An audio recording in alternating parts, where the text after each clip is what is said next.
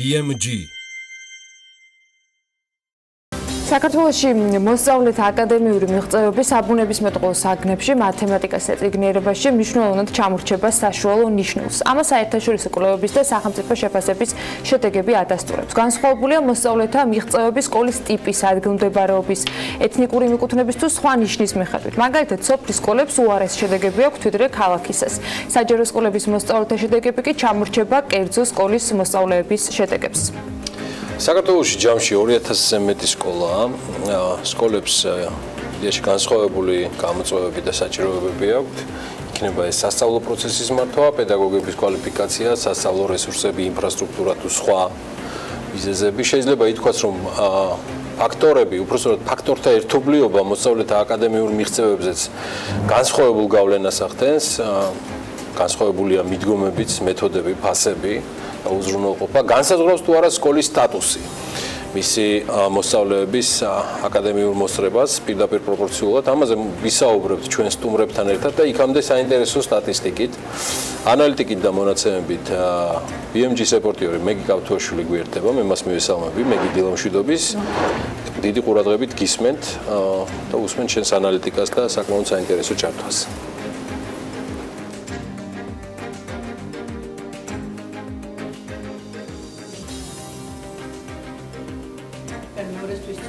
ამერიკის შემოგვიერთება რამდენიმე წუთში დარწმუნებული რომ ძალიან საინტერესო ამბებით გვექნება ტექნიკური შესაძლებლობის გამართვის შესაძლებლობა და შესაბამისად მისი მოსმენის საშუალებაც თუმცა იქამდე წარმოადგენს სტუმრებს დღეს ამ თემაზე მასპინძლობთ საქმიანი დილის ეთერში რეზო აფხაზავა არის ჩვენთან ერთად განათლების პოლიტიკის დაგეგმვისა და მართვის საერთაშორისო ინსტიტუტის აღმასრულებელი დირექტორი რეზი დილამშვიდობის ძიმე კაცთან გიხილე ამას ცდილობ და შეწარმოიდგინე არა ინტერნეტში TV პირველზე კარგი ამბავი იყო კვლავ ჩვენთან ერთად არის ამ შემთხვევაში უკვე როგორც ნიუტონის თავისუფალი სკოლის დამფუძნებელი და დირექტორი გიორგი მელაძე სულ ცოტა ხნის წინ გიორგი სტუმრობდა ნინია მაჭარაშვილის და დათო გორგილაძის საავტორო რუბრიკას მადლობა ამას მოსვლისთვის ვიცი რომ სიახლეებია ნიუტონის სკოლაში და წარმატებებს გისურვებთ მადლობა და მინდა ასევე მივესალმო ალბათ მანასანაძეს BMG სკოლას დირექტორს იხარია რომ ხარ ჩვენთან ერთად მე მგონი უკვე ხმაღვთისა და ხმაერისა ჩვენთან ერთად არის და დაბრუნდა და ტექნიკური ხარვეზი გამოსწორდა და მეგი კავთუაშვილი კვლავ ჩვენთან ერთად არის კარგახნით და უოცავ მას პრემიერას ამ შემთხვევაში საქმიან დილაში სატელევიზიო პრემიერა მას ბევრჯერ ქონია გაცილებით გამოცდილია ვიდრე ბევრი ერთად აღებული ბიზნეს მედიაში მაგრამ საქმიან დილაში მოხარული ვარ რომ მეგი არის ჩვენთან ერთად მეგი გისმენ ყურადღებით ჩემი ფეხი დიდი მადლობა ასეთი წარდგენისთვის ზოგადად სადაო არის განათლების სპეციალისტებში თემა თქვა შეიძლება თუ არა სკოლა იყოს ბიზნესი და ძალიან ხშირად დაობენ ამ საკითხზე სპეციალისტები შესაძლოა ერთი ადამიანისგან მეორესთვის ცოდნის გარაცემა მართლაც სოციალური ურთიერთობა იყოს და არა ვთქვათ ბიზნეს ურთიერთობა, მაგრამ ისიც უნდა გავითვალისწინოთ, რომ კერძო სკოლაში მშობელი შვილისთვის მხოლოდ ცოდნას არ ყიდულობს. განათლებასთან ერთად მშობლებს კერძო სკოლების სხვა უამრავ ბენეფიტს, სარგებელს თავაზობენ, უკეთეს ინფრასტრუქტურას, უკეთეს გარემოს, მაგალითად მათზე მორგებულ გრაფიკს, უსაფრთხოების გამკაცრებულ ზომებს და ასე შემდეგ. საბოლოოდ კი კერძო სკოლებში საჯაროსგან განსხვავებით მოსწავლის მშობლებთან ურთიერთობა ხელშეკრულებით რეგულირდება და მხარეების მიერ ნაკისრი ვალდებულებების შეუსრულებლობა, როგორც სხვა ბიზნეს კომპანიებში კონტრაქტის შეწყვეტით სრულდება აქაც. ასე რომ რატომ ვთქვათ დგას ეს საკითხი, პირადად ჩემთვის ეს ჩემი მოსაზრებაა ცოტა გაუგებარია. ფაქტია, რომ კერძო სკოლებზე მოთხოვნა მზარდია. 2000 წელს საქართველოში სულ 123 კერძო სკოლა იყო, სადაც 12000 ბავშვი ირიცხებოდა. წელს კი ქვეყანაში გვაქვს 223 კერძო სკოლა, სადაც 57000-ზე მეტი მოსწავლე სწავლობს. ბოლო წლების მიხედვით მოსწავლეთა რაოდენობას თუ გადავხედავთ, 2013 წელს კერძო სკოლაში სულ 51000 ბავშვი სწავლობდა, 2014 წელს მათი რაოდენობა გაიზარდა 53000-მდე, 2015 წელს 55000 მოსწავლე შეადგინა, 2016 წელს 55800 მიაღწია, ხოლო აი ამ სასწავლო წელს 2017-18 სასწავლო წელს კი კერძო სკოლებში მოსწავლეთა რეკორდული რაოდენობა დაფიქსირდა და 517,200 ბავშვი აჩვენა. კერძო სკოლების შეთავაზება საკმაოდ ჭრელი და მრავალფეროვანია, ისევე როგორც მათი ფასები. მაგალითად, რეგიონის კერძო სკოლებში გადასახადი თვეში 40 ლარიც არის, დედაქალაქში კი წლიური ფასების დიაპაზონი 2000 ლარიდან 19000 დოლარამდე მერყეობს. ყველა კვლევა, რაც კი ბოლო წლებში საქართველოში ჩატარებულად, ცხადყოფს, რომ კერძო სკოლების მოსწავლეები საჯარო სკოლის მოსწავლეებზე უკეთეს აკადემიურ შედეგს აჩვენებენ. ამის მიუხედავად, სპეციალისტები მიიჩნევენ, რომ კერძო სკოლების სიმრავლე საზოგადოებისთვის სიკეთის მომტანი ნაკლებად არის.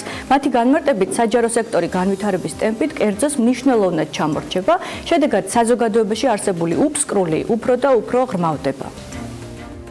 მე მიმაჩნია, რომ სკოლა არ უნდა იყოს ბიზნესი, არც ღია ფორმით, არც შეფარვით. ძირითადად ეს ტენდენცია ეგრეთ წოდებული მდიდრული სკოლების უფრო ძლიერი არის დედაქალაქში, მაშინ შეიძლება საზოგადოება დააფიქრდეს, რა ხდება ჩვენს დედაქალაქში.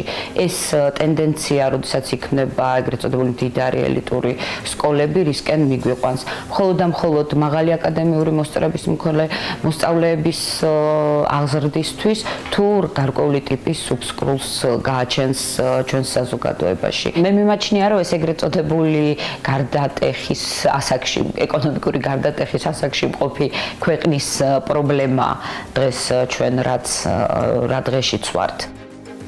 მეორე საკითხია, უნდა ელოდოს თუ არა საზოგადოება საჯარო სექტორის განვითარებას, მაშინ როცა თავადაც შეუძლია განათლებაში კერძო ინვესტირებით 10000-ობით მოსწავლეს განვითარებისთვის სასურველი გარემო შეუქმნას. მით უმეტეს, რომ ოჯახების მიერ განათლებაზე გაწეული დანახარჯები ყოველწლიურად 100 მილიონი ლარია. ეს თანხა გამოცდებისთვის მომზადებას ხმარდება და უმეტესად ჩრდილოვანი გზით რეპეტიტორებში იხარჯება. რა კი განათლებაში სახელმწიფო დანახარჯების გარდა სხვა ფულით ტრიალებს, ბუნებრივია ბიზნესი მის რაციონალურად და რენტაბელურად ათვისებას ცდილობს. უახლოეს ხანში თბილისში კიდევ 2 და საკმაოდ დიდი მოცულობის კერძო სკოლა გაიხსნება. ევროპული, ბრიტანული, ამერიკული, იტალიური სკოლების შემდეგ თბილისში ამჯერად ფინურ სკოლას ველით, მანამდე კი თავისუფალი სკოლა საუნივერსიტეტო კამპუსში იხსნება, რაც ზოგად საგანმანათლებლო ბიზნესში კონკურენციას კიდევ უფრო გაზრდის. მეგის მადლობა, ველით მას ჩვენ სტუმრებთან ერთად. იმედია, სულ მალე შემოგვიერთდება. ჩვენ სტუმრებს მე მგონი აღარ სჭირდება წარდგენა, თუ არ ჩავთვლით იმას, რომ სინქრონებმა, კომენტარებმა ძალიან გაგვახალისა დილიდან და ინსპირაცია მოგცა საკმაოდ საინტერესო საუბრისთვის. რეზი, მე რაღაც ჭაღარას რო დამელევა თავზე, ვაპირებ აუცილებლად, რომ მთელი ჩემი კაპიტალი მომავალში მიმართო, რომ აუცილებლად რაღაცა სკოლა შეუერთდე, ან თავად გავხსნა სკოლა. ასაც მეუსმინე განათლების სფეროს ერთ-ერთ წარმომადგენელს, თქვათ კარგი ეს ამბავი არ არის, საქართველოს ეკონომიკა თუ თავად სახელმწიფო გარდამტეხ ეტაპზეა და დამახასიათებელია ესეთი სიმახინჯეებიო, ესეთი იმისთვისო და აი მე არასწორი მიმართულებით მივდივარ ცხოვრებაში. ნუ არა, მე არ ვთვლი მაინც და მაინც მე განსხვავებული აზრი მაქვს, მე ვთვლი რომ კერძო სკოლები არ არის ცუდი და უნდა არსებობდეს, რა თქმა უნდა, ეს პირიქით მე საშუალებას იძლევა რომ სახელმწიფომ უფრო მეტი ფოკუსირება მოახდინოს საჯარო სკოლების განვითარებაზე და უკეთესი სერვისები შესთავაზოს საჯარო სკოლაში და საჯარო სკოლებიც და კერძო სკოლების კონკურენტები, ნუ ჩვენ სხვადასხვანაირი კერძო სკოლები გვაქვს, კერძო სკოლები, რომლებიც ჩამორჩება ზოგიერთ საჯარო სკოლას, მაგალითად სწავლის ხარისხით და ასე შემდეგ. ნუ ესე ცალსახად ვერ მოვჭრით ამ საკითხს და რეალურად ის რომ დღეს ფაქტიურად სახელმწიფოს ეხმარება კერძო სექტორი იმითი რომ ამ რაღაცა რაოდენობის ბავშვი სადღაც ჯერჯერობით სადღაც 10-11% არის, ანუ როგორც სკოლების რაოდენობა, ისე მოსწავლეების რაოდენობა, ჩვენ ვიცით 9 მილიონზე მეტი მოსწავლე გვყავს, ეს ცოტა იცვლება ხოლმე ეს შობადობის მიხედვით ეს ციფრები და რიცხვები და უნდა ვთქვათ, რომ რაღაცა დაახლოებით რამდენიმე პროცენტი არის დღეს კერძო სკოლაში თავმოყრილი, რაც არ არის ძალიან დიდი მაჩვენებელი და სავარაუდოდ ეს თქვენ სასარგებლოდ ეს ბაზარი ჯერ კიდევ მზარდი არის და ასე რომ დრო გააქვთ კიდევ. ეჭვმა კიდე გაიზრდა. ხო, კი, გაიზრდება, მაგრამ კიდე ერთხელ ვამბობ, რომ მართალია ის, რომ რეალურად განსხვავებები არის ამ მოსწავლეებს შორის, თუმცა ამ შედეგებს შორის, თუმცა ამ შედეგების განსხვავებულობას რამდენად განაპირობებს სკოლა, ეს ცალკე საკითხია, იმიტომ რომ რეალურად სოციო-ეკონომიკური სტატუსი მოსწავლის ძალიან მნიშვნელოვანი ფაქტორი არის მათი წარმატების სამწუხაროდ საქართველოში და ეს აი როგორც ქალბატონმა თამარმა ჩართვაში თქვა, რომ ეს სოციალური უფსკრული არ გაიზარდოს კიდევ.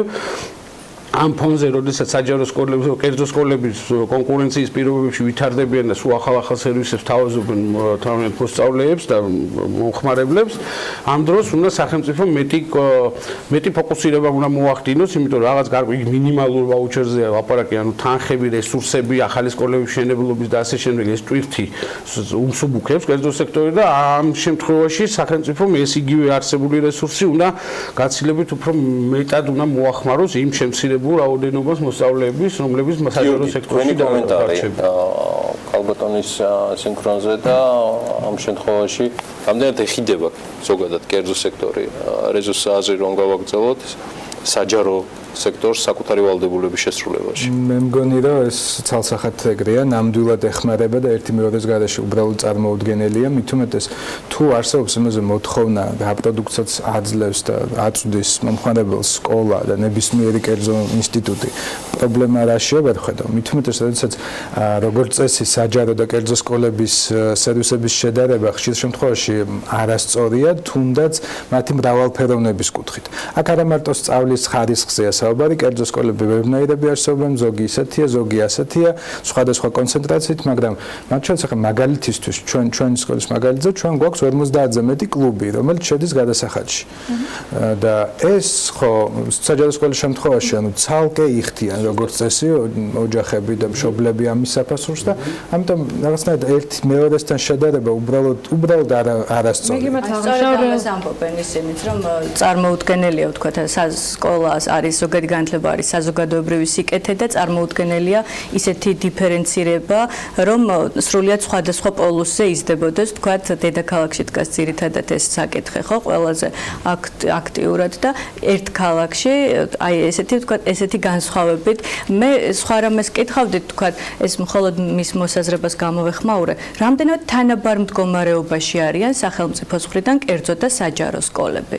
ვთქვათ, რამდენად თავისუფლები ხართ თქვენ საჯარო სკოლებისგან განსხვავებით აირჩიოთ პედაგოგები ან სამსახურიდან გაუშვათ ისინი, ვისი კვალიფიკაციაც არ გაკმაყოფილებთ. ამით დავიწყოთ და შემდეგ აუცილებლად სახელმძღვანელოებს უნდა შევეხო, სადაც თქვენ მეტი თავისუფლება გაქვთ. მინდა გითხრათ, არ გვაქვს მეტი თავისუფლება და ეს ძალიან სამწუხაროა.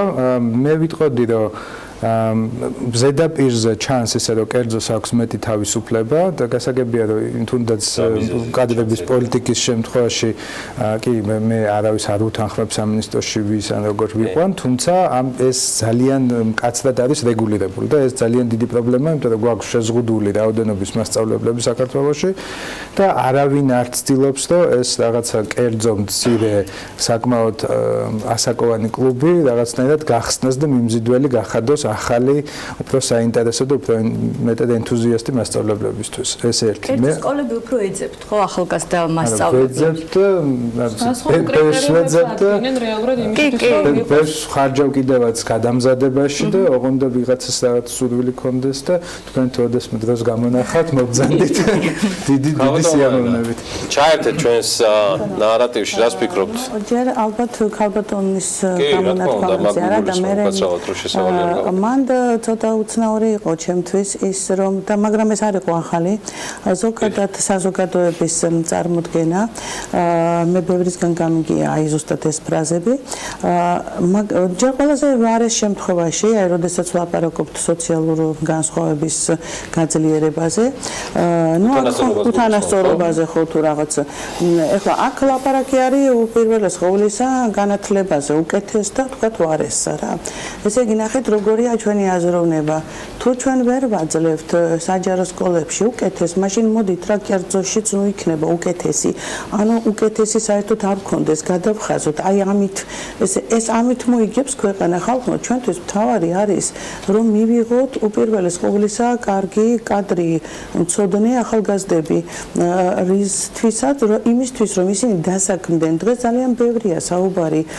იმაზე რომ ადამიანები ვერ საქმდებიან მერწმუნეთ მე სხვათა შორის არა ვარ მარტო სკოლის დირექტორი პრეზიდენტი ვარ საქართველოს უნივერსიტეტის და დამფუძნებელი და უნდა გითხრათ რომ ძალიან კარგად ვიცი სტუდენტები რომ ამთავრებენ ჩვენთან ძალიან მაღალი პროცენტია მათი დასაქმების ძირითადი მომენტი საქართველოში ადამიანების დაუსაქმებლობის ეს არის მათი არაკვალიფიციურობა. მათ წლების განმავლობაში შეიძლება ოდესღაც რაღაცას წარმოადგენდნენ, მაგრამ დისკვალიფიკაცია განიცადეს, აღარ არის მათი გადამზადება და ასე შემდგომ. ანუ რეალურად ჩვენ პრობლემა ეს არის, რა გვინდა ჩვენ რომ მომავალშიც მივიღოთ ათასობით უცოდინარი და დაუსაქმებელი ადამიანი.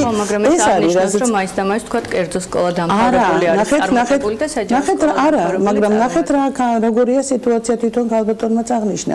ანუ ჯერ ქვეყანა ვერ ახერხებს საჯარო სკოლაში იმდენი როგორც ჩანს რესურსი დახარჯოს, რომ უცბად ამოვქარჩოთ. ასეთ სიტუაციაში მადლობა კერძო სექტორს, რომ იმათ თავის თავზე აიღეს და რაღაცა ნაწილი, რაღაცა თუნდაც 10-15%. თუმცა საუკეთესო ნაწილი, მოდი ვთქვათ, იმიტომ რომ უმეტესად კერძო სკოლებში ტესტირებით ხდება ხო ბავშვების შერჩევა, გასაუბრება. გააჩნია ახლა, ну შეიძლება ზოგ სკოლაში ეს ხდება, ზოგ სკოლაში არ ხდება, მაგრამ ზოგადად ესე არ არის. კერძო სკოლებში მშობლები მიმართავენ კერძო სკოლას არა მხოლოდ იმიტომ, რომ განსაკუთრებით ნიჭიერი ბავშვები ყავთ. პირიქით სხვათა შორის. იმ მშობლების დიდი ნაწილი მშობლების, რომლებსაც ყავთ განსაკუთრებით ნიჭიერი ბავშვები და საშუალო შეძლების არიან, ისინი თვლიან, რომ არა ვშავ, ჩემი შვილი საჯაროშიც ისწავლის და მაინც კარგი იქნება. მაგრამ მშობლები მომართავენ კერძო სკოლას დაცულობის გამო. იმიტომ რომ მათ შვილებს ხანდახან აქვთ გარკვეული პრობლემები. შეიძლება ეს იყოს მოტორიკის, შეიძლება იყოს სხვა პრობლემები და კერძო სკოლაში ბევრად უფრო მიხედულები არიან ინდივიდუალურ მცირე კონტინგენტის გამო. ხო ჩვენთან მაგალითად ჯგუფში ზის 18 ბავშვი და აი ამ 18 ბავშვს ყურადღებას აქცევს მუდმივი დამრიგებელი და პედაგოგი. ანუ კლასში ყოველთვის თანასდამრიგებლებიც ესწრება კლასს. ანუ კლასში ყოველთვის ორი ადამიანია წარმოედგინეთ და შესვენებაზეც ამ 18 ბავშვს და ყოველთვის არის დამრიგებელი. აი წარმოედგინეთ უბრალოდ მიხედულობის ხარისხი. ანუ ძალიან ბევრი სხვადასხვა საკითხია გარდა უშუალოდ საგნობრივი სწავლებისა, თუმცა საგნობრივი სწავლა რა თქმა უნდა ძალიან მნიშვნელოვანია. ყველაზე უფრო მნიშვნელოვანი სხვათა შორის თუ ახლა მასაუბრებთ კიდევ ჩვენ არის სკოლაში არა იმდენად საგნობრივი სწავლა, თუმცა ვიმეორებ რომ ეს ძალიან მნიშვნელოვანია განსაკუთრებით მე დაწყებითივე კლასებიდან, იმიტომ რომ საფუძველი მშობელს გონია ხანდახან რომ აი მე-12 კლასში მოამზადებს უნარებში და დაწყებითი კლასები არაფერს 6 წლები იყოს საჯარო სკოლაში. სინამდვილეში სწორედ 6 წელს შეეყრება საფუძველი ბავშვის განვითარებას. აი იმ დროს ვითარდება ის დროს სწავლობს აზროვნებას ასე შემდგომ. მაგრამ ეს სხვა საუბრის თემაა. ეხლა სხვა რატომ გავაგზავნოთ ამ თემაზე უბრალოდ დავასრულო რომ არის ძალიან მნიშვნელოვანი მომენტი კიდევ სხვა ეს არის ამღზრდელობითი სკოლა ძალიან მნიშვნელოვანად არის ამღზრდელობითი დაწესებულება. იმიტომ რომ ბავშვი მოდის 6 წლის ის ჯერ უნდა აღიზარდოს როგორც პიროვნება და აქ არ არის სხვათა შორის მარტო ქცევით წესებზე საუბარი და ზრდილობაზე. აქ არის მნიშვნელოვანი ღირებულებებზე. რა ღირებულებებით ვზრდით ჩვენ ახალგაზრდად. იგივე მიზნებს ემსახურება საჯარო სკოლას გააჩნია როგორ ახერხებს. აი როგორ ახერხებს ამას ხედავთ? აი ეს არის ძალიან მძიმე საკითხი. იმიტომ რომ რეალურად კერძო სკოლაში მაინც მოდიან მშობლები, რომლებიც ფიქრობენ, უკვე ჩამოყალიბებული აქვთ რა ღირებულებებით უნდა გაზარდონ შვილი. მთელი ჩვენი პრობლემა საზოგადოების. მოდის ვიხდი, აუცილებლად გითხავთ, თუმცა არიან მშობლებიც, ვინც ამბობს, რომ ჩვენ ფულს ვიხდით და განათლება მიეცით, თქვათ, ანუ ფულს იხდის და გონია, რომ ის თავისთავად განვითარდება და მას აღარ სჭირდება. ბატონო გერგი, თქვენ რო გითხრათ, აი ესეთი, თქვათ, მსგავსი მაგალითები თუ ყოფილა. მსგავსი მაგალითები სამწუხაროდ არის, თუმცა ამისთვის ჩვენ მაგალითად ჩვენ გამოცდილებით ბევრს მუშაობთ წინასწარ. რას ნიშნავს წინასწარ მუშაობა?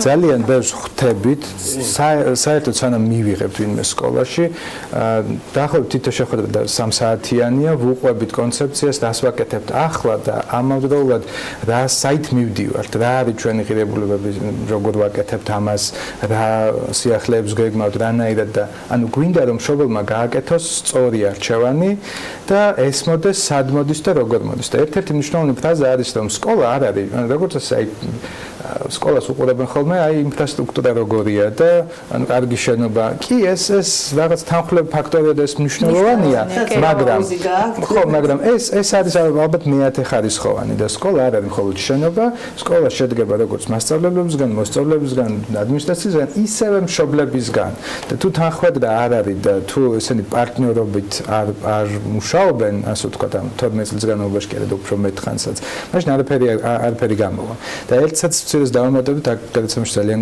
გიყვართ ამას ვაფასებთ რიცხვები და ციფრები და ამიტომ არ თქვენ მოისაგლესებთ ვცდილობთ და სკოლის პირველი ნაწილი ანუ პირველი 6 წელი ძალიან მნიშვნელოვანი კიდევ უფრო მნიშვნელოვანია სკოლამდელი აღზრდა და ერთ-ერთი ძალიან ასე ვთქვათ კარგი და ავტორიტეტული კვლევის თანახმად $1 დახარჯული აი სკოლამდელ აღზრდაში დაახლოებით $14-დან $17 უდრის ამონაგებს და ნუ დაახლოებით აი მერე რო დაიწყოთ ინვესტირება. ამიტომ სინამდვილეში ის ვფიქრობს რომ მე ეკონომიას გავაკეთებ და თავიდან ნუ რა მოხდა არ არის მნიშვნელოვანი. პირიქით არ არის ეს სწორი. და უფრო ზვირიჯდება. ეს სანამ რეკლამაზე გავხსენოთ. ზუსტად ამიტომ ჩვენ გავხსენით ზუსტად მაგ აზრზე რომ მივედი, ჩვენ გავხსენით ჩვენი საბავშვო ბაღი, სადაც მუშაობს პრესკული და ეს პრესკულიდან ვიღებთ ზუსტად პრინციპი რომელიც სკოლა არის შეუძლებელია, იცით ეს ძალიან მნიშვნელოვანია ნამდვილად და უნდა გითხრათ რომ ჩვენ ახლა ჩვენთან ბაღში ნუ ადგილმდებარეობაც ისეთია თვითონ ბაღიც საკმაოდ სახელგანთქმული და მოყავთ ნუ უცხოელებსაც რომლებიც ცხოვრობენ ჩვენთან საქართველოში და უნდა გითხრათ რომ 3 წლის ბავშვებში უკვე შეიმჩნევა ძალიან დიდი განსხვავება ჩვენ მოქალაქეებსა და არაჩვენ მოქალაქეებს შორის და რაში იცით აი ჩვენი მოქალაქე ბავშვები რომ შემოდიან და ძირითადად დარბიან და სათამაშოებს აგდებენ და თამაში არიციან იცით რატომ მშობელს უფრო ბაღამდეც ბავშვის მნიშვნელობა არის 6 თვიდან უნდა უჯდეს მშობელი ან ვინმე და ანვითარებდეს ფერებს ასწავლიდეს ფორმებს ასწავლიდეს სულ უნდა ასწავლიდე თამაშით ბაღამდე 3 წლამდე უკვე არის დიდი ჩამორჩენა ძალიან დიდი არიან შემოდიან ბავშვები რომლებიც ფაზლებს გადასარევად აკეთებენ და არიან ბავშვები რომლებიც უნდა ითამაშოს ასეთი სტრუქტურა უკვე სახელმწიფოს მხრიდან უზრუნველყოფილი როცა კერძო სკოლები კერძო სასწავლო დაწესებულებები ამ სტრუქტურაზე ფიქრობენ მსჯელობენ საკუთარ ბიზნესში შეაქვთ მათ შორის ცვლილება განათლების სამინისტროს რამდენად აქვს საერთოდ ეს ანუ ეს არის თქვენი ციკლი ანუ დაბადებიდან დაწყებული და ნუ სახელმწიფო ერთვება სამწუხაროდ საყოველთაო განათლება ჩვენთან იწყება უკვე სკოლიდან დაწყებითი და საბაზო ხო და სამწუხაროდ სკოლამდელი განათლება ყოველთვის მისაწვდომი არ არის და მართლა ყველა კვლევა ამბობს იმას რომ სკოლამდელი განათლება და სწორი სკოლამდელი განათლება ძალიან მნიშვნელოვანი განმაპირობებელი ფაქტორია შემდგომი წარმატების მოსწავლეების და რაღაცა იმ საწყისი უნარების განვითარებისთვის რომელიც არის ძალიან მნიშვნელოვანი რა შემდგომში რა დრო გჭირდება ჩვენ რომ თქვათ რაღაც უცხოელი დონორების დახმარებით რეაბილიტირებული სკოლების რაოდენობა იზრდება რა დრო გჭირდება ჩვენ და რა ნაბიჯები სანამ ამას თქვათ გავხდით მოდი მცირე სარეკლამო პაუზაზე გავიდეთ და ამ თემით დავბრუნდეთ რამდენიმე წუთში ამ თემას ვაგრძელებ საუბარს დაგვრჩით ვაგრძელებთ სასკოლო განათლებაზე საუბარს ჩვენთან ერთად არის მეგი კავთუაშვილი BMG-ის რეპორტიორი რეზია ფხაზავა გიორგი მელაძე მანანა სანაძე რეზის შევაწყვეტინეთ უკვე იმაზე და მეგი გაიმეორებს ახლა და აი თქვა იმ თქვა ცვლილებებიდან გამომდინარე რასაც ვხედავთ საჯარო სექტორში რამდენი წელი გჭირდება და რითი უნდა დაიწყოს სახელმწიფომ რომ ეს უფსკრული თვითონ შეამციროს და არა ვთქვათ ვუთხრათ კერძო სკოლებს რომ შენ არ განვითარდე. ხო, ანუ აქ განათლებაში მნიშვნელოვანი ის საკითხია, რომ აი რაღაცა ერთის დაწყებით, ანუ ერთი საკითხის, ერთი სეგმენტის მოგვარებით სამწუხაროდ ეფექტი არ არის შესაბამისი. ანუ აქ არის რამდენიმე ფრონტი უნდა გაიხსნას ერთდროულად და დაწყებული მასწავლებლების კვალიფიკაციის და ახალი მასწავლებლების სისტემაში შემოყვანით, დაფინანსებით, ინფრასტრუქტურით, სასწავლო პროგრამების განვითარებით, დამხმარე რესურსებზე. აი ამას ერთ-ერთიც რო ამოაგდო, აქ ურთიერთგადაბმული არის ეს ყველაფერი. ერთ-ერთიც რო ამოაგდო ის არის ხო რა მასწავლებლებს რაც შეეხება ახლა ჩვენ სამწუხაროდ ამ საკითხის პოლიტიზირებიდან გამომდინარე ჩვენ სამწუხაროდ გვაქვს ძალიან მძიმე მდგომარეობა რეალურად კვალიფიკაციის დადასტურებასთან დაკავშირებით მასწავლებლებში თუმცა თუ თუ ჩვენ ამ სისტემას დღეს არ გავხსნით და ჩანაცვლების სისტემა არ შემოვა და არ გახდება უფრო ადვილი შესვლა სკოლაში უმაღლეს განათლება დამთავრებული ადამიანისთვის და მე იქ დარჩენა იქნება უფრო რთული, იმიტომ რომ იქ რო დაადასტუროს, ეგ უფრო სწორია, რომ თავიდან შეიყვანოს შენ ეს ადამიანი და იმ გარემოში მე თხოვო რომ კიდე განვითარდეს და ჩვენ დღეს თუ ესეთი პოლიტიკა გაგრძელდა სამწუხაროდ ჩვენ მივიღებთ რომ ეს ისე მდგომარეობას როდესაც ეს მასწავლებლებიც რომლებიც ჩვენ შეიძლება არ მოგწონს რაღაც ნაწილი ესენიც სანთლის საძებარი გაგვიხდეს და რეალურად საჯარო სკოლები შეიძლება დაკეტვის წინაშე დადგეს. ეხლა ადრე თუ გვიან უკვე რომ ცხვირით წავარტყავთ უკვე ამ ფაქტს მე გახსნიან ამ სისტემას, მაგრამ დღესვე უნდა მოხდეს ამ გაკეთება რომ ჩვენ მაქსიმალურად შევეცადოთ რომ უმაღლეს განათლება მიღებული ადამიანები შევიყვანოთ სკოლაში და არ ეს ტანჯვა წამება კიდე დამატებითი ის უშლის რომ რეგულირებადი პროფესია არის და დღეს უნდა შენ კიდე ერთ უმაღლესო დაამთავრებ მე იქ უნდა დამატებით კიდე 60 კრედიტიანი გაიარო ის 60 კრედიტიანი რაღაცა იმაში მაგალითად ქუთაისში შეიძლება არ არის ვერ აიღებს 60 კრედიტიანს მაგალითად სამოქალაქო განათლებაში უნდა მიყარო იქ ყველაფერი წამოხვიდე აქა მე დაამთავრო ეს 60 კრედიტი მე შეხვიდე სკოლაში და თან ჯერ ვარ მასწავლებლობა არ გიგემია ეს ამბავი და მე შეიძლება საერთოდ არ მოგეწონოს და ეხლა ვინ გაიგიჟებს თავს ჯერ ესეთი იმ რეალურად იმ ხელფასების და ანაზღაურების პირობებში ხო ანუ ამ ყველაფრისთვის ეხლა რაზეც ჩვენ ვილაპარაკეთ აი ამ სხვადასხვა მიმართულებით ძალიან მნიშვნელოვანია რომ არსებითად გაიზარდოს დაფინანსება განათლების სისტემაში იმიტომ რომ ერთის მხრივ კი ბატონო კერძო სექტორი ვითარდება და ეხლა ახალი სტანდარტები მუშავდება და ძალიან მნიშვნელოვანია რომ კერძო სექტორს მეტი თავისუფლება მივცეთ პროგრამული თვალსაზრისით რომ ეროვნული მიზნები იყოს ორიენტირი და არა ეროვნული სასწავლო გეგმა, როგორც ერთადერთი გზა ეროვნული მიზნების მიღწევის, სხვა საშუალებებიც არის იმ ეროვნული მიზნების მიღწევის და ეს მრავალფეროვნება უნდა წახალისდეს სახელმწიფოს მხრიდან და მეორეს მხრივ ეს საჯარო სექტორში, ამ საჯარო სკოლებში უნდა უფრო მეტი თანხები დაიხარჯოს, რომ და გამოთავისუფლდება რაღაც წინასწარ ვამბობდი, რაღაც გარკვეული თანხები, ეს უნდა კიდე გაიზარდოს და ეს თანხები უნდა დაიხარჯოს საჯარო სექტორში, რომ სასტარტო პირობები შეუქმნათ ჩვენ მოსწავლეებს ერთნაირად განათლების სამინისტროს დაფინანსება. ხო, აი ესე ჟღერს რომ არის აი მილიარდზე მეტი ყოფილა განაწილება. არა, მილიარდზე მეტი კაცო, ამხელა სისტემაზე, ამხელა ტვირთზეა ლაპარაკი, 9 მილიონზე მეტი მოსწავლე ყავს. დღეს რომელსაც ვაუჩერი აქვს 300-400 ლარად ну დამატებით კიდე სხვა თანხებსაც ურიცხავს ბევრი არაფერს სახელმწიფო სკოლებს, მაგრამ წარმოვიდგინე 300 ლარად თქვენ წელიწადში შეიძლება რომ ვინმე ხარისხიანი განათლება მიიღოს. აი როგორ წარმოგიდგენიათ საერთოდ? და დამატებითი რესურსის მოძიება გიწევთ კერძო სკოლებს. კიდე 500-ად, რა ვიცი. კერძო სკოლები. ვაუჩერი მოყვება კერძოშიც. ოღონდ ცოტა მცირე რაოდენობით, ხო? არა, იგივე რაოდენობით აქ პირიქით არის, ანუ ეს ვაუჩერი არის დამატებითი რესურსის, თორე სინამდვილეში ძირითადი რესურსი არის სხვა. და რეალურად ანუ ცოტა ეს თემა რო გავაგრძელოთ, ანუ ამის დროს რაც შეეხება, გააჩნია რამდენად რადიკალურ რეფორმებს განახორციელებ. ერთი არის მაგალითად აიღო და მთელი ეს ბიუჯეტი მაქსიმალურად ყველაფერს მოაშორა და გაუშვა ვაუჩერებში. ანუ ადგე და როგორც უმაღლეს განათლებაში არის 2050 ხო ეს ვაუჩერი დაახლოებით, აი დაახლოებით რაღაც აი მაგ ციფრებამდე მივიდეთ, ოღონდ სხვა ყველაფერს მოვაკლოთ, იმიტომ რომ ფაქტია რომ ეს სისტემა არ მუშაობს. ამ შემთხვევაში გაჩნდება ძალიან ბევრი კერძო სკოლა, რომლის ფუნქციაც იქნება და მიზანიც იქნება კარგი განათლება მისცეს უკვე მოსწავლეს და ოჯახს, იმიტომ რომ კარგი განათლება თუ არ მისცა, იქ კლიენტი აღარ მივა.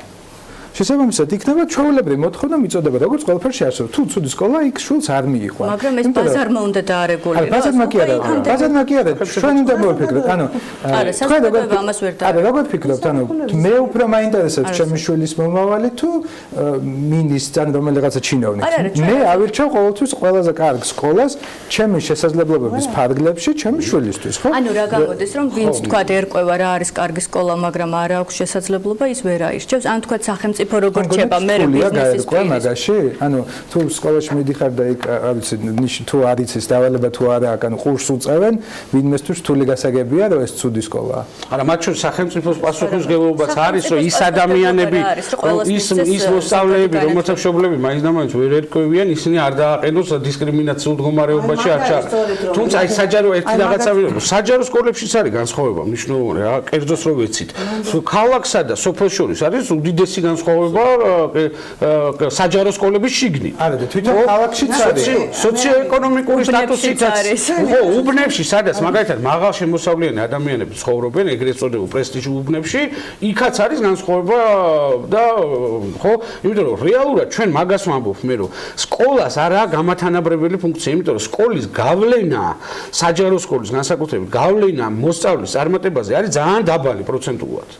ანუ შენ დამატებით სხვა ფაქტორები, საცხოვრო, ვინ არიან შენი მშობლები, რამდენია შენი შემოსავალი, ასე შემდეგ. სახში რამდენი წიგნი გაქვს, აი ეგეც კი განაპირობებს და ასე შემდეგ. აი ეს ფაქტორები განაპირობებს. ამიტომ არის სახელმწიფო მაქსიმალურად უნდა ფოკუსირება მოახდინოს იმაზე, რომ სკოლის როლი გაზარდოს. რომ ეს ფაქტორები არ იყოს, იმიტომ რომ ეს ფაქტორები მე აი ზუსტად ეს ეკონომიკური ფაქტორი, სოციო-ეკონომიკური ფაქტორი რომ არის ძალიან დიდად განმაპირობებელი. ამისი, სწორედ ამიტომ ჩნდება მე ეს უფსკული რა და საქართველოში უამრავი ფული იხარჯება ჩრდილოვან ბაზარზე, განათლებაში და ეს არის რეპეტიტორობა, რაც არის ტოტალურად გავრცელებული და ვისაც ყველა ეგეც სერიოზული დისბალანსი საშუალო. მეტი ფული უნდა იყოს განათლებაში და რეალურად რომ იცით ჩვენ თავარი ალბათ ამ შემთხვევაში არის დავთქვათ ჩვენი მიზანი რა არის უსწრაფესი. თუ ჩვენ ძალიან სწრაფად გვინდა რომ ჩვენი ბავშვები კარგად განათლებას იღებდნენ და კარგ სკოლაში, მაშინ ხომ ხედავთ რომ აქ ერთადერთი გამოსავალი არის რომ მნიშვნელოვანწილად რაღაცები განკერძოვდეს და კერძო სექტორს მეტი მივცეთ, იმიტომ რომ დღეს ყველაზე ძლიერად მუშაობს კერძო სექტორი, ესე იგი აი ის მოუვლის ამას, მე არ ვამბობ რომ ეს რეგულირებადია ყველაფერი, სამინისტრო ბუნებრივი ამას არეგულირებს თავისი კანონებით, სტანდარტებით და შემოწმებებით და ასე შემდგომ, მაგრამ დღეს ეს იქნება ძალიან დიდი გამონთავისუფლება სახელმწიფოს რესურსის, იმიტომ რომ აი იმ დარჩენილ ნაწილში, სადაც მართლა გვყავს სოციალური დაუცველი ნაწილი, აი იქ ჩვენი საჯარო სკოლა ისე გავაძლიეროთ, აი იმ დარჩენილი რესურსით, რომ ის უკვე უტელდებოდეს უკვე კერძო სკოლას, იმიტომ რომ ჩვენ თუ ამას არ შევამცირებთ, ani ზუსტად ის გვექნება, რასაც ახლა ქალბატონი ამბობდა, ანუ ჩვენ გვექნება მასიურად ცუდი სკოლა, ჩვენ გვექნება მასიურად უსწავლელი ბავშვები, თუ ჩვენი მიზანი არის სოციალური თანაბრობა, ნახეთ, თუ ჩვენი მიზანი ეს არის, მაშინ ჩვენ ეს მიღწეული გვაქვს და რაზე ვიღწვით. თუ ჩვენ გვინდა რომ ბავშვებს ჰქონდეთ კარგი განათლება, ეს სხვა მიზანია. და ეს უსწრაფესად სადაც იქნება, იქ უნდა გავაკეთოთ. და მე უკვე ვიფიქროთ იმაზე, როგორ მაქსიმალურად დავიცვათ სოციალური თანაბრობა, იმით რომ გავაძლიეროთ საჯარო სკოლა. მაგრამ მერწმუნეთ, რაც უფრო მეტ სახსებს გამოანთავისუფლებს სახელმწიფო ამ შემთხვევაში, მით უფრო შეიძლება იმ ნაწილის ფინანსირება და იმ ნაწილის განვითარება, რომელიც მას დარჩება. აი ეს არის ახლა კი ბატონო, მე ვიტყოდი რომ უბრალოდ ხელი არ უნდა შეუშალოთ კერძო სკოლას. კიდე რამე კი არ უნდა მივცეთ, რამე განსაკუთრებული კი არის საჭირო. უბრალოდ ხელს ნუ შეგვიშლიან, დანჩენს მივხედავთ ჩვენ ნაწილს, ჩვენ რამდენსაც მივხედავთ და რამდენსაც კარგ სერვისს მივცემთ, მით უფრო ნაკლები დარჩება მისახედი სახელმწიფოს და რესურსებს ეგება და უფრო კარგად გამოიყენებენ და ხო ზოგადად ხელი არ უნდა შეგვიშალოთ იმისთვის რომ იმიტომ რომ ჩვენ სხვა მიზნები გვაქვს სტანდარტები გვაქვს ახლა ყველაზე ვერ ვიტყვი მაგრამ მე ერთ-ერთი რაც მინდა თავისუფლება ამიტომაც მაგალითად წელს ხსნით IB პროგრამას რომელიც საერთაშორისო პროგრამა არის სადაც სხვა სტანდარტებია მეტი თავისუფლება საერთოდ არ არის სახელმძღვანელოები რომლებიც გვაქვს ანუ პირველივე კლასიდან აქვს პედები და შიგნით არის ყველაფერი ჩაჭვირთული ანუ ცოტა სხვა რაღაცაა საუბარი. რაც შეეხება თუ ვიღაცა არის მართლა ნიჭიერი და კარგი და თანხა არ აქვს, მაგისთვის სტიპენდიები არსებობს. გვაქვს მაგის საშუალება ჩვენ და ვაკეთებთ კიდევ. კერძო სკოლებსაც არ შეუძლია, იმდენად დახურულია მაგალითად მასწავლებლის პროფესია, რომ კერძო სკოლებს ვეღარ პოულობენ ნორმალურ მასწავლებლებს. იმიტომ რომ დახურულია ესა და იქეთ არ არის დიდი განსხვავებისთვის არის ავალ. მაგრამ ჩვენ ძალიან მნიშვნელოვნად გავხსენეთ ეს ჩვენი უნივერსიტეტის რესურსი, ძალიან კარგი კონვეიერით გავაკეთეთ, იმიტომ რომ ჩვენთან არის მოგეხსენებათ არჩევითი მაინორი და აი ამ არჩევითში თავის გააუქმეს ახლა საერთოდ დავიღუპე. როდის გააუქმეს? არა, კინავა. ამ არჩევით მაინორში 60 კრედიტში სტუდენტების ის ნაწილი, რომელსაც უნდა სკოლაში წამოსვათ, თქვა ისტორიკოსების, არქეოლოგების, ფილოლოგების, ისინი იღებენ აი ამ 60 კრედიტიან მაინორს და მე ჩვენ მიგვყავს ისინი სკოლაში და მართალი გითხრათ საოცარი შედეგია. იმიტომ რომ ეს სულ სხვა არის, სხვა ახალგაზრდული ხედვას თანამედროვე აზროვნება ეს არის ძალიან დიდი მადლობა, ურმესი მადლობა მე გიკავთუაშვილს ესეთი თემის წამოჭრისთვის. ეს მხოლოდ თემის ასე ვთქვათ დასაწყისია და გახსნა არის აიმისოთ რომ მომავალშიც გააგრძელო მე ფასილიტაციას თუ მოდერაციას რაც გინდა და არ მთავარია რომ იყვნენ ჩვენთან ერთად რეზო აფხაზავა განათლების პოლიტიკის დაგეგმვისა და მართვის საერთაშორისო ინსტიტუტის აღმასრულებელი დირექტორი მადლობა მას და ასევე მადლობა სტუმრობისთვის გიორგი მელაძეს ნიუტონის თავისუფალი სკოლის დირექტორს და დამფუძნებელს და მანნა საანძეს UG სკოლის დირექტორს დიდი მადლობა მობრძანების